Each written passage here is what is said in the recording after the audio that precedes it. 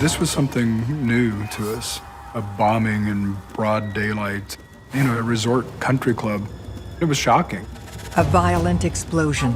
He suffered a traumatic injury from the shrapnel and the shock wave. His death was instantaneous. A dark mystery with multiple suspects. Emotions flare. She has a temper. She's mad at Gary, and it's alleged that she might have a weapon. Gary had lots of enemies. There were millions of dollars owed to different people. He said, I'm going to kill Gary Triano because he ripped me off. He may have had dealings with the mob, and he ends up killed in a car bombing. Those two things could go together. The truth will be revealed. This is like the dogs in the chase. It's a trail that we can't not follow. That was the smoking gun to show that they had committed this murder. Every day in North America, dozens of people are murdered. The key to solving the toughest of these homicides lies in the final 24 hours of the victim's life. To crack the case, detectives must reconstruct that critical timeline. The minutes and hours containing evidence that can help unlock the mystery and catch the killer.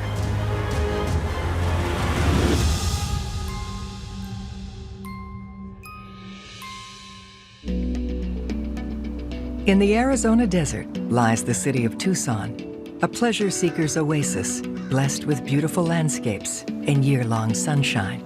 Tucson does have its upper-class areas that are designed around recreation and relaxation, the country clubs, the plush golf courses. Years ago, real estate was booming.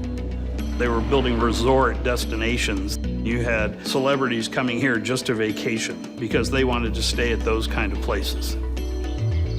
That type of luxury lifestyle was really growing in Tucson. But on November 1st, 1996, the upscale world of the city's rich and famous is brutally shattered. 911, what are you reporting? There's a car explosion in the parking lot. Is it on fire? Yes, it is. 911, what is the emergency? La Paloma Country Club. Bomb just blew up in a car. We have an explosion in the country club parking lot. I'm Okay, that's a vehicle? I'm not sure there's a fire and we need paramedics. The 911 calls came in about 5:40 p.m. There'd been an explosion. There was one person deceased. I could see even before I walked up that the car was completely destroyed. The roof has been torn off of it. All the doors were blown open from the shock wave. The glass obviously is shattered out of the vehicle. The windshield had flown south over 150 feet and had landed in the swimming pool of the country club. It was something we hadn't seen before. Tucson, like any community, has some awful murders that go on, but we'd never seen a bombing in broad daylight, a resort country club. This was something new to us. It was shocking. The victim is local business tycoon, 52-year-old Gary Triano. Gary Triano, he started out as just a working businessman trying to make a living, and he went from that to being a multimillionaire land developer. Gary was really kind of an amazing person. He was a high flyer in the sense of he had this ability to raise large amounts of money for different investment ventures. He had 5 children, 2 from his first marriage, 2 from his second marriage, and then he also had a 5th child with his ex-girlfriend, Robin. Gary Triano was larger than life. He was so charismatic. I knew him personally, and always a gentleman, and always the life of the party.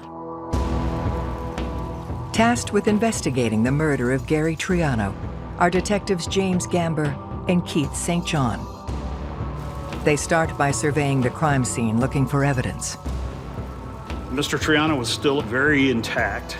He suffered a lot of blast injury to his right hand, his right arm, and to the right side of his face. And a lot of it was thermal injury, where it's burning from the heat of the explosion. And there was a lot of traumatic injury from the shrapnel and the shock waves. His death was instantaneous. We relied on our bomb technicians to tell us where the explosion took place. They pointed to the right front passenger seat, said the device was sitting right here. It was very easy to determine from his injuries that he had been essentially leaning over towards the front passenger seat and had been picking something up when the device detonated. The bomb techs also discovered some burnt material, and it was from a gym bag. Detectives determined the killer likely put the bomb in the gym bag and then placed it on the front seat of Gary's vehicle. The bomb techs amazed me again because they actually recovered the radio crystal from the remote control device. And they find parts of the servo in the blast scene. So now we know it's a remotely detonated device. We learned that the radio waves had to be line of sight. That gave us the best clue that the killer was in the parking lot when the device went off. This was someone sitting there watching, and they pushed a button and made it go off. The mindset of somebody that could sit there and just calmly switch a button on a remote control and blow him up, that's pretty perverse.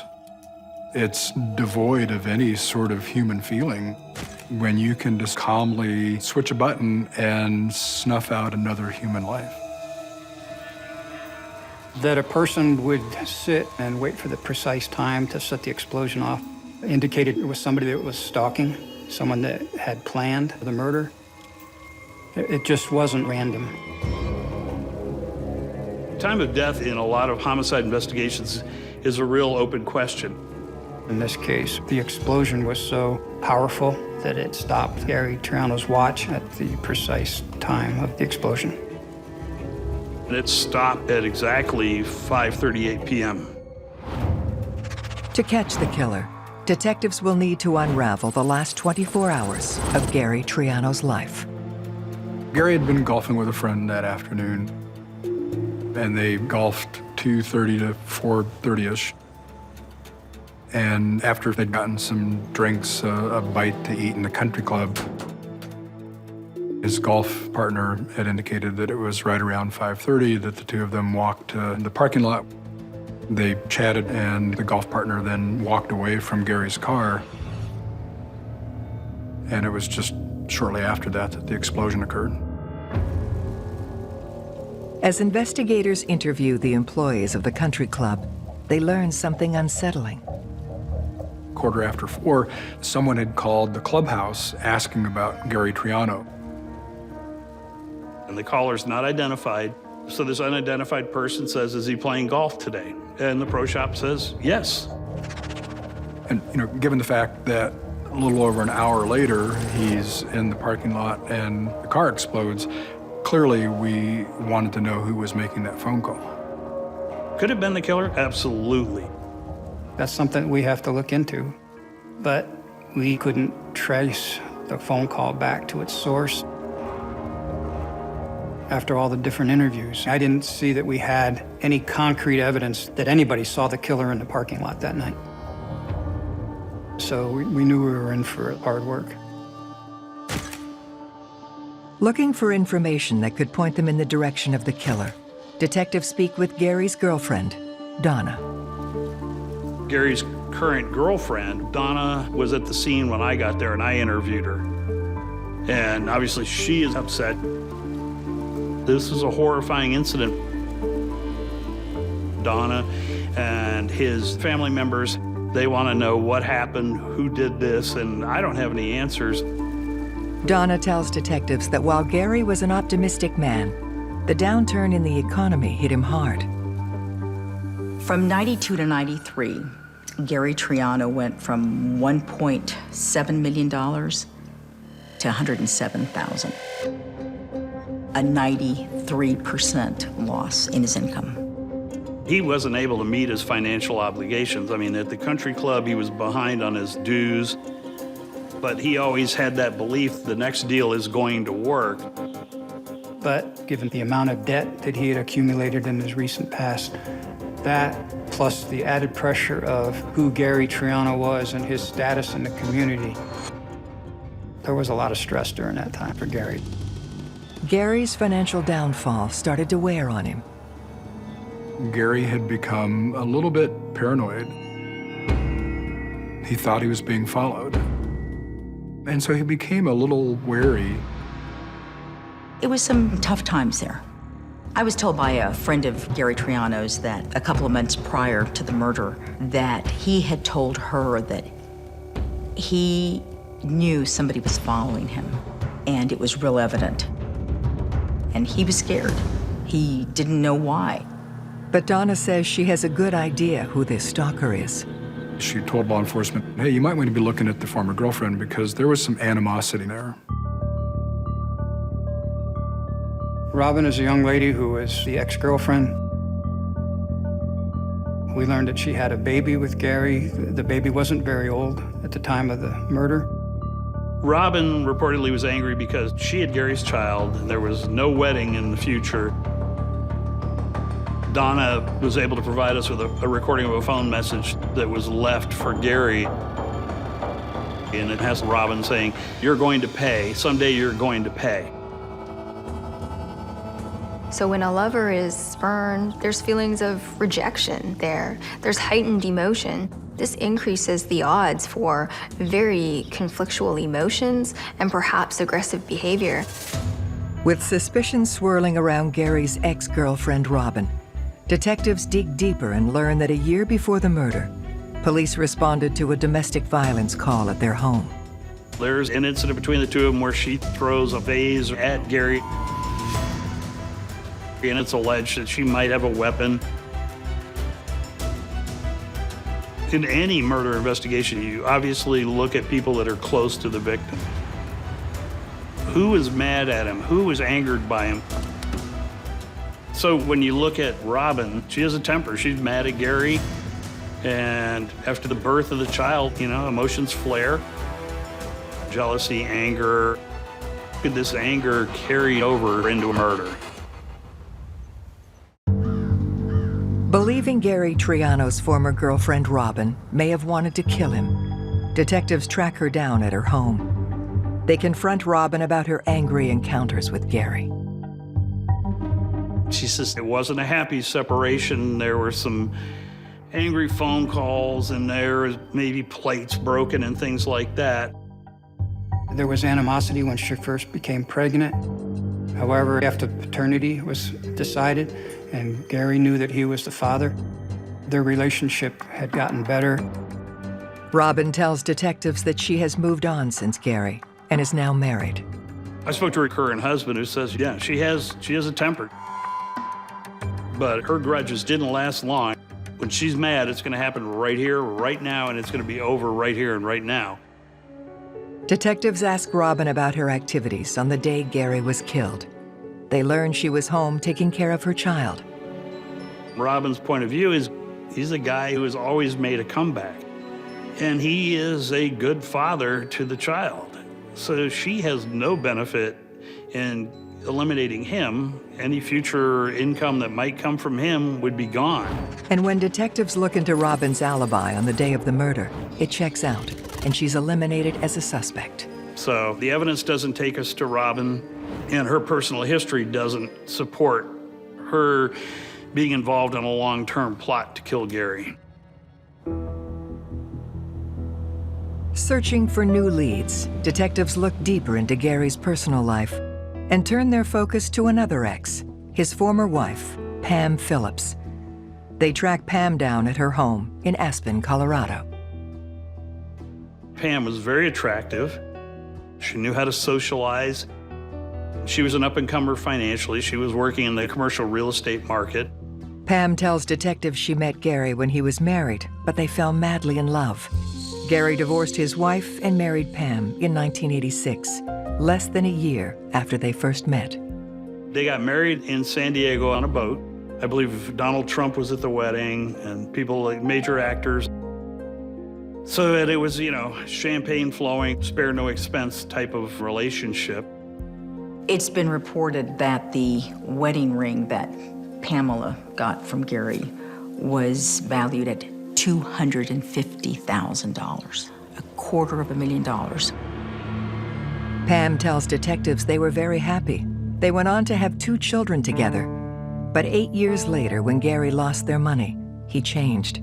His moods were up and down, and the relationship suffered. In 1994, after Gary Triano lost his money, his marriage collapsed as well.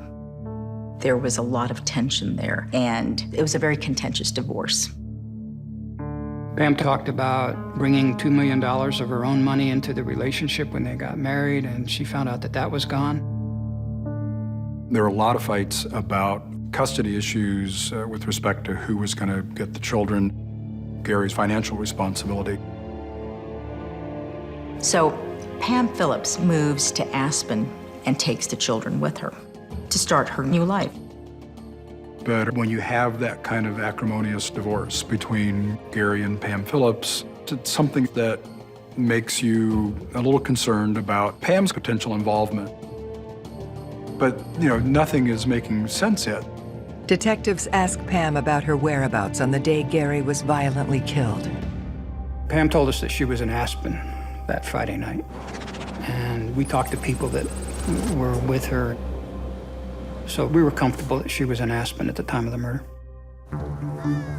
Having ruled out Pam as a suspect, detectives turned back to the crime scene, looking for new leads.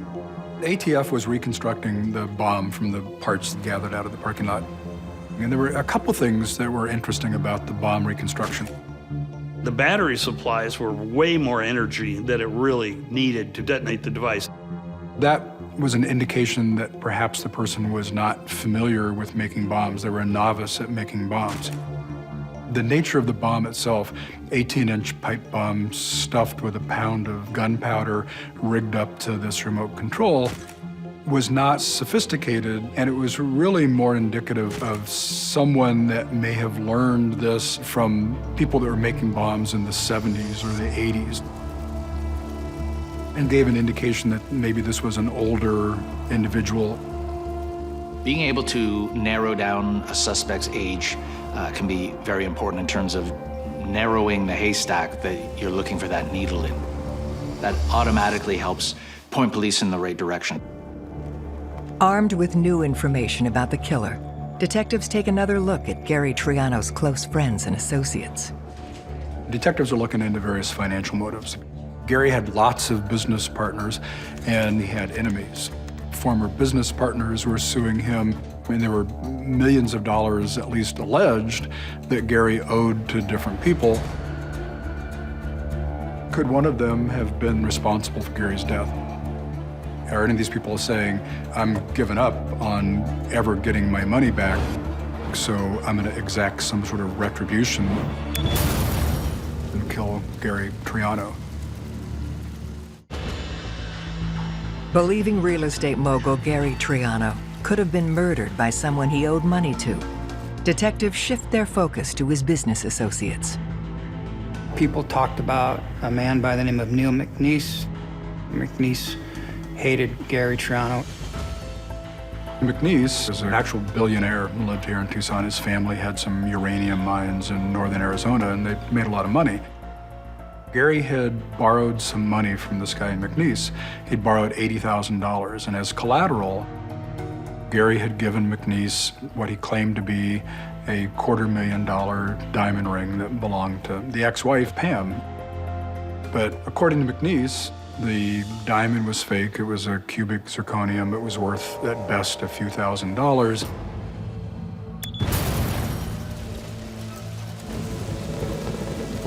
Could McNeese have been responsible for the murder because of the $80,000 that Gary hadn't paid him back? But it turns out the information is a dead end.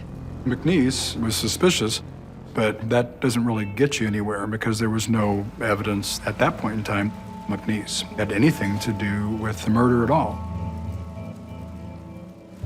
Having exhausted yet another lead, the investigation into Gary Triano's murder stalls. As an investigator, you want to do the best you can for both the case and especially the family who's just lost a loved one. They're looking to you for answers. And then when you add Gary Triano was well known in the community, there was a lot of stress during that time. The difficult part of this case was just the sheer number of potential suspects that had to be looked at, the number of leads that had to be gone through, and basically triage. You had to look at them and say, well, is this something that really could fit? Not only could it fit, but is there evidence to back up the theory? No, so you moved on to the next one. Searching for new leads, detectives dig deeper into Gary Triano's business connections, looking for someone angry enough to want to kill him in such a ruthless way. Gary was really good at getting people to invest money in his projects. Some of the people weren't the kind of people that most of us would seek money from.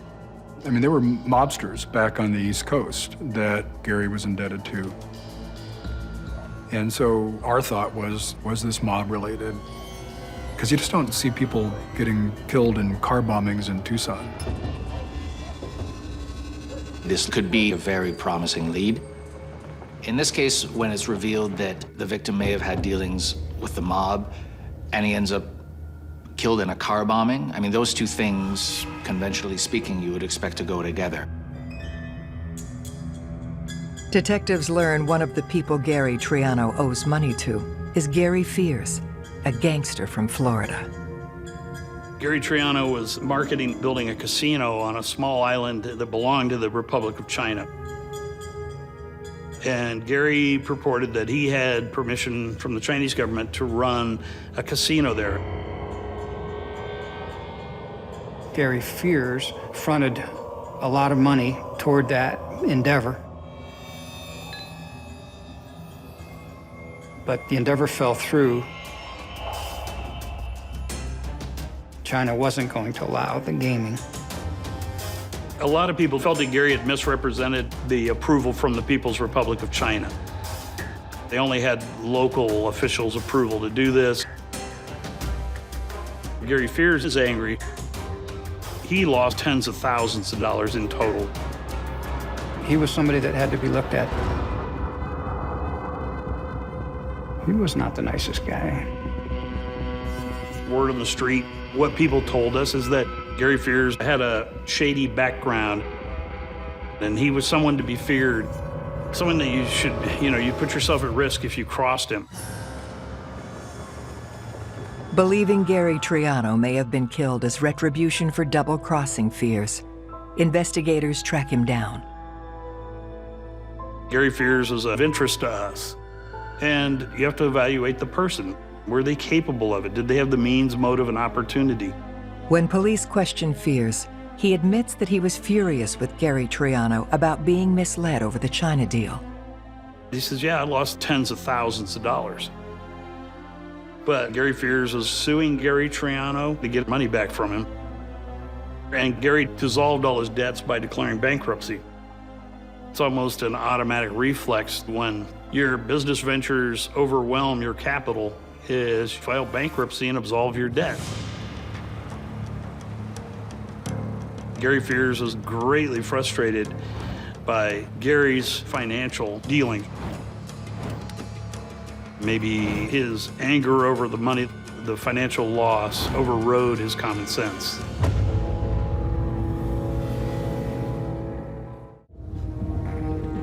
After a business deal gone bad, police believe mobster Gary Fears may have something to do with the brutal killing of Gary Triano. They ask him point blank if he's responsible for Triano's death. He goes, very stone cold and absolute, looked at us and said, I'm not going to kill somebody for several $1,000s. The mob complicates an investigation because it's a tight-knit group that doesn't make mistakes easily. And also they are going to have no problem lying when it comes to police investigations. Doubtful Fears is being honest with them. Detectives ask him to take a polygraph test.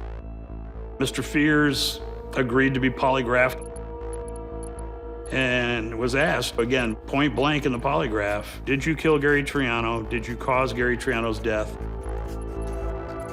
Mr. Fears passed the polygraph. In addition to the polygraph, Gary Fears provides the alibi that he was at a family wedding, and there's, credible witnesses who can place him at the wedding at the time of the murder. We talked to as many people as we could. We found no direct link between Gary Fears and the bombing. 9 years pass, and just when it looks like the case will never be solved, detectives get a surprising new lead from police in Aspen, Colorado. The explosion here in Tucson made national news, and so I received a call from Detective Crowley in Aspen. He talked about his fraud investigation where a person by the name of Ron Young was a suspect. And according to Detective Crowley, he had a connection with Pam Phillips, Gary's ex-wife.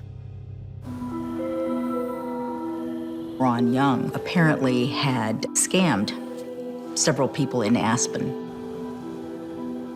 Pam was one of the victims. Detective Jim Crowley says there's something really odd here. Pam Phillips was alleging that Ron defrauded her for tens of thousands of dollars. And she was very vocal about it within the community. But when we as law enforcement approach her and say, hey, we need to include you in our case, along with these other fraud victims, she just never makes herself available.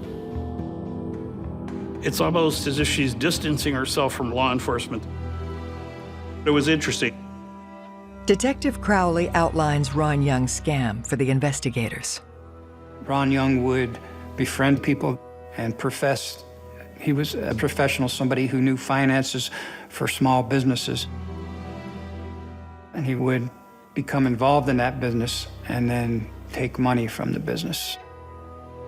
He's defrauding people under the guise of, you'll end up with more money in the bank if you let me handle your financial matters.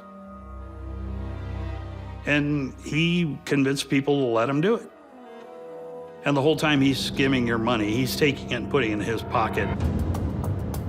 When Aspen police go to arrest Ron for fraud, they discover he has fled the state.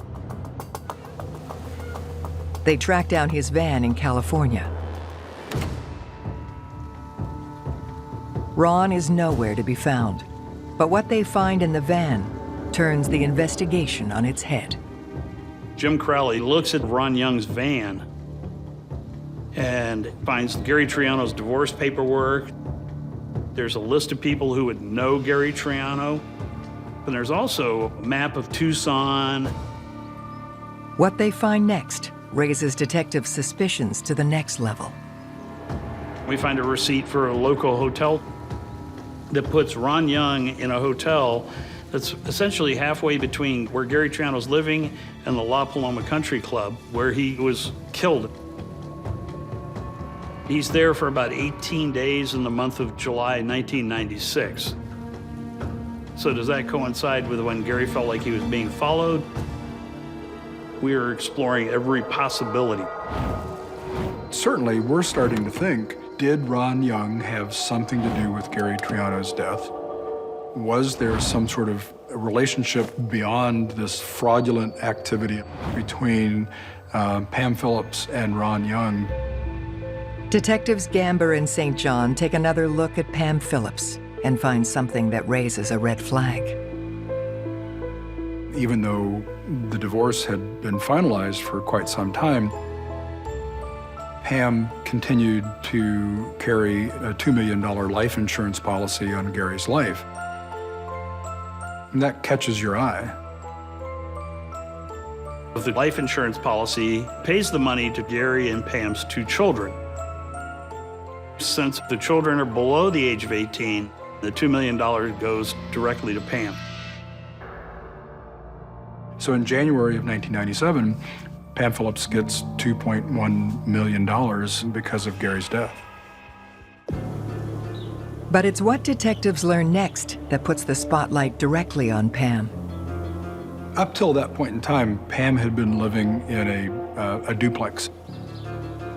Within a few months of getting the money, Pam has moved from that duplex into what I can only describe as a beautiful, beautiful home that she has now purchased with the proceeds from the life insurance policy. That raised some concerns with investigators because the children were the primary beneficiaries, and now this money is being used to buy this really lavish home. So when you follow the money, Pam has a $2 million reason for Gary to die. Believing Pam Phillips and Ron Young may have conspired to kill Gary Triano, investigators pay another visit to Pam in Aspen. When they ask her about Ron Young, there's an audible gulp. Where did that come from kind of reaction from her, which immediately caught our attention. She maintained that she had hired him to help her business. That's all it was. She claimed that although she didn't want to prosecute, that, he had taken some money from her, and she didn't know where he was.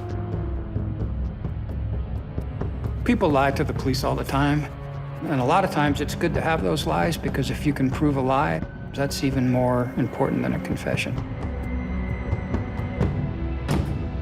I felt Pam was definitely minimizing her relationship with Ron Young.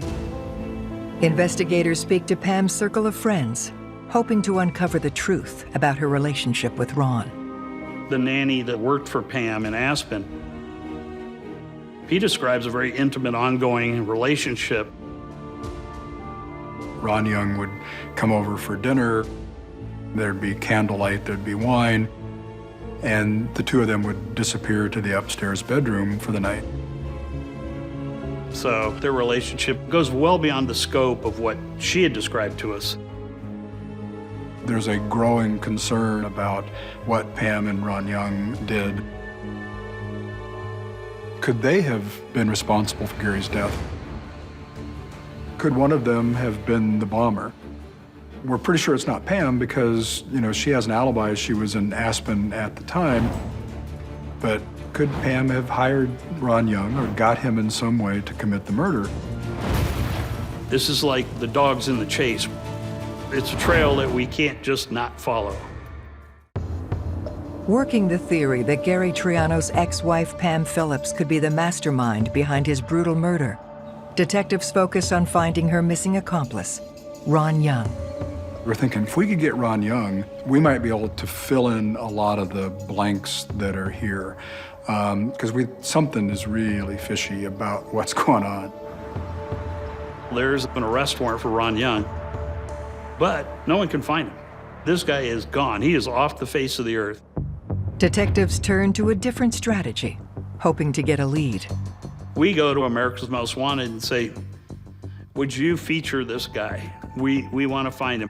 We have the fraud case, and we have the fact that we think he's directly involved in a homicide in Tucson. So America's Most Wanted ultimately does the TV show, and they feature Ron Young. Detectives soon get their big break from a caller in Florida. A caller says, I'm Ron Young's chiropractor. I know him as Kelly Young, but that's definitely the same guy. And he says, he has an appointment with me tomorrow. Because of this TV show, we know where Ron Young is, we know where to find him, we know where he's going to be at 10 o'clock the next morning. This is a huge break in the case. The Broward County Sheriff's Department sends their fugitive team out to the chiropractors, and sure enough, right on time at the appointment, here comes Ron Young, and he's taken into custody. Ron Young is arrested on fraud charges, then flown to Arizona to be interrogated by Tucson police. Ron Young is a con man. He's confident, he's relaxed, he's amiable, he'll talk to you about everything and anything, but he won't ever answer a direct question. With Ron in their crosshairs, investigators press him for answers. What's your relationship with Pam Phillips? Do you know Gary Triano? For hours, we sat there and talked to him. He says he knows nothing about Gary's insurance policy. He has never been to Tucson. Just hours and hours of long, roundabout denials. But while Ron Young doesn't give up any information, his belongings do. ATF agents search his hotel room, his apartment, and his storage locker. There's a box of stuff. In that box are about 15 microcassettes. It was a mother lode of information. There were years and years of correspondence between Pam Phillips and Ron Young. And although they don't get specific, that I went out and killed Gary Triano for you, he says things that are more sort of shaded. Like, I did something for you that nobody else would have done in the world. I took care of the problem that you were having. You sent my money yet? My principal? I am not going to keep sending you more and more and more money unless I know that this will honor our agreement. I want this definitive now. Well, I do too. And I'm going to try to figure out how to get it to you. I want to know that we're capping it at 4. From the recordings, investigators learned Pam had an arrangement with Ron where she'd pay him $400,000 out of the life insurance money to kill her ex-husband, Gary Triano. But it seems she was late on her payments. And we have a disagreement. I am very serious about this. Well, I tell you, you're going to be very serious when you sit in a women's prison for murder. You're going to be really sad. I'm going to be back at 4. No, you're going to be in prison for murder. That was chilling. When I heard that, that was absolutely chilling. By keeping audio recordings, it implicates himself, but at the same time, it's a bargaining chip to ensure that if he were to ever go down, he was going to make sure that she went down with him. That was, in fact, the smoking gun to show that the two of them had committed this murder. This is incredible. I mean, this is just this side of a confession. Based on all the evidence, detectives now believe Pam orchestrated Gary Triano's murder. Pam Phillips stood to gain a lot by having Gary dead. $2 million. Pam Phillips was coming down to her last few $1,000s. She didn't have any immediate prospects of marrying another millionaire, and she needed to do something. She had this life insurance policy there, and in Ron Young, she found someone that she could manipulate, and she was using him with this sexual relationship. So she was able to convince him, with the promise of payment, into killing her ex-husband. In this case, is this some kind of an archetype of a black widow who is motivated to maintain relationships for their own monetary gain? I see perhaps Pam as somebody who felt entitled, both in terms of a particular lifestyle, not just finances. And so perhaps she felt that she was owed and deserved more and went after what she thought was rightfully hers. Prosecutors charge Pam Phillips and Ron Young with the murder of Gary Triano. When we go to arrest Pam, we find out approximately a week prior to the warrants being issued, she had left the United States. She's gone. Working with different law enforcement agencies, eventually we find out Pam is in Lugano, Switzerland. We have details down to the apartment that she's staying at. We know what car she's driving, who she's dating, and where she has lunch most every day. We have that locked down. But we went to arrest Pam in Switzerland and she wasn't there. That was a huge disappointment. Eventually, through Interpol, she's ultimately found in a hotel in Austria. We extradite her back to the United States. One of the things we had to do, because the European Union does not have the death penalty, we had to agree that we would not seek the death penalty in her case. Back in the United States, Pam Phillips refuses to cooperate with law enforcement. Pam never gave us a statement. I more expected that Ron Young would give us a statement implicating Pam, and he never said a word. Neither one of them would talk against the other. But we have all this evidence about what might have happened here. Detectives are now able to reconstruct the final 24 hours of Gary Triano's life. November 1st, 1996, Gary went to lunch with a friend. They had their lunch at 1 in the afternoon. Then Gary proceeded over to the La Paloma Country Club. 2:30 to 4:30, he's out golfing with a friend. during that period of time, when he went to the golf course that afternoon, Ron Young was stalking him. Ron Young had the bomb that would end his life. At 3:30, while Gary's on the golf course, Ron Young walks up to his car. He has the bag that conceals the bomb.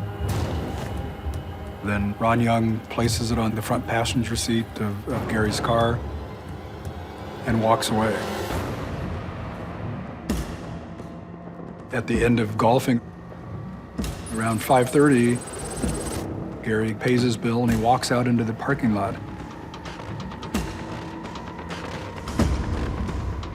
Then at 5:38, Ron Young flips a switch on the remote control.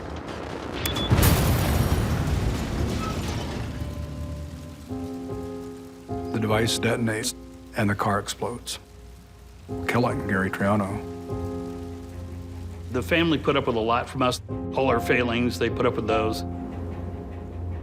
And then finally, I was able to call Gary's oldest daughter. She was the family representative, and I got her on the phone and I was able to tell her, we found the killers. In October 2008, Ron Young and Pam Phillips are charged with conspiracy and first-degree murder. They're both sentenced to life in prison with no parole. After Pam Phillips is convicted of killing Gary Triano, she stands up in court, looks at the audience, and in the front row were Gary Triano's family. She looks at them and she says, "I did not do this. I did not kill Gary. I am not responsible. He is the father of my children. I did not do this." But investigators are convinced they finally brought Gary Triano's killers to justice. It was important to us to hold accountable the people that we had no doubt committed this murder. This was not a rage killing. This was not a spur-of-the-moment killing. This took lots and lots of planning. So when you think about the fact that Pam's carrying on with her life, she's raising her children, and at the same time for months, she's planning that her ex-husband is going to die. That's cold, that's cruel, and that's what stands out to me. Had Gary lived, he would have been 71. So this family had waited 18 years for some justice to come about. All homicides are sad. But in this case, I knew the victim, and I knew the persons involved, and how the Triano family was devastated. I don't think there's ever closure. So while they may have closure with the persons responsible are now in prison and will never hurt anybody again, it still doesn't bring Gary back.